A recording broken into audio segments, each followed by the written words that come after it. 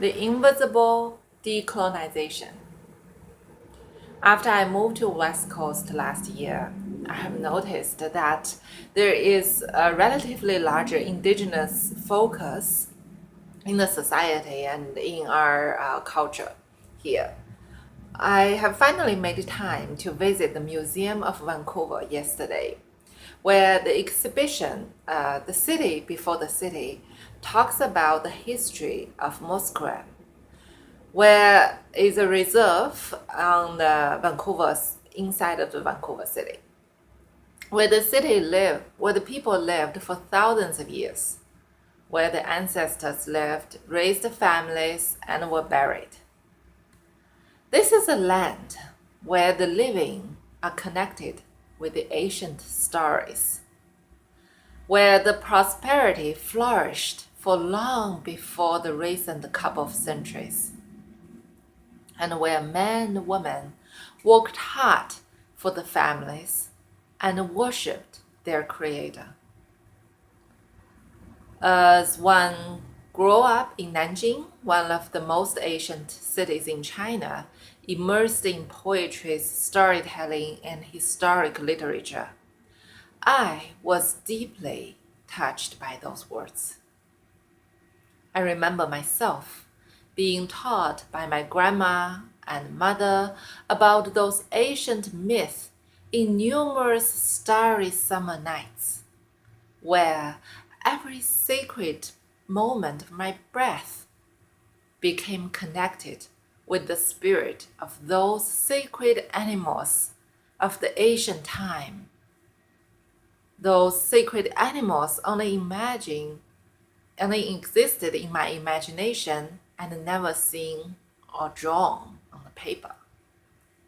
I remember many times in the countryside where every plant, every flower, and every grass was nourished by the steps of generations of elders, the wise and those who lived and were buried. Yet, now I'm not living on my homeland anymore. Not only have I moved away, but also would I never be able to move back. Truly, the country has changed drastically only in the past 2 centuries, just the same as most of the other places on our planet. Colonize means in English to send a group of settlers to a place to establish political control and over this place. It speaks about the European powers sought to establish colonies in all over the world in the past century. Decolonize means to withdraw a place from a colony and leave it independent, literally. So you may say that China is open to the West. The recent changes in China are different because Chinese government, its country itself, welcome those changes as the way of their economic development, which is very different from indigenous people's story here in North America, where those colonized movements are forced on them. But don't forget that China was a rich and wealthy land, closed her door to the world, and was forced to open her door, and was colonized by multiple countries. From the political perspective, China has long ended the colonial time. But those decades imprinted trauma on the land and the people, and the world is never the same.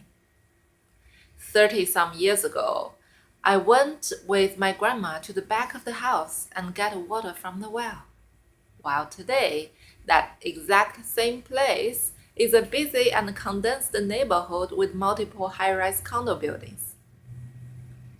And are those decisions, those seemingly conscious decisions, or so-called choices made to make those changes, really active decision or actually reactive decision under the influences of the ideologies embedded in colonialism?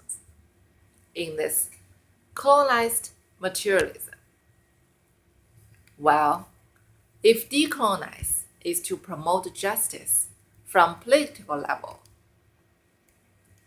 at the level of countries and tribes, there is definitely another layer to it that is not just on political level, but often invisible.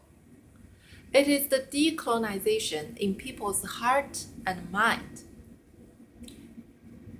Decolonization is the meaningful and active resistance to the forces of colonialism that perpetuate the subjugation or exploitation of our minds, bodies, and lands. The ultimate purpose of decolonization is to overturn the colonial structure and realize the indigenous liberation. First and foremost, decolonization must occur in our own minds. I looked up the topic colonization and decolonization before making this video. And I found in WellMed Institute a video given by Ken Locke. He mentioned that in Lakota language, one close way of saying decolonizing is actually to go back to Lakota, which means to go back to the original teachings delivered by a maiden of heaven sent by the grandfather. And any deviation from the teachings is to become savage and colonized. So decolonization does not come from contrasts or dichotomy or Aston mentality, but from a place of oneness, from going back to the original, going back to what it means to be human. And it's from the love and the unity. Humanity is interconnected, like the leaves of one tree. Injustice hurt us all, both the colonized and the colonizing. Decolonization is not a one-sided activity, but one task on the shoulders of all. It is the responsibility of all of us to go in our minds and liberate ourselves to think independently and not react passively under the influences of those ideologies embedded in the colonized system, which we all live in.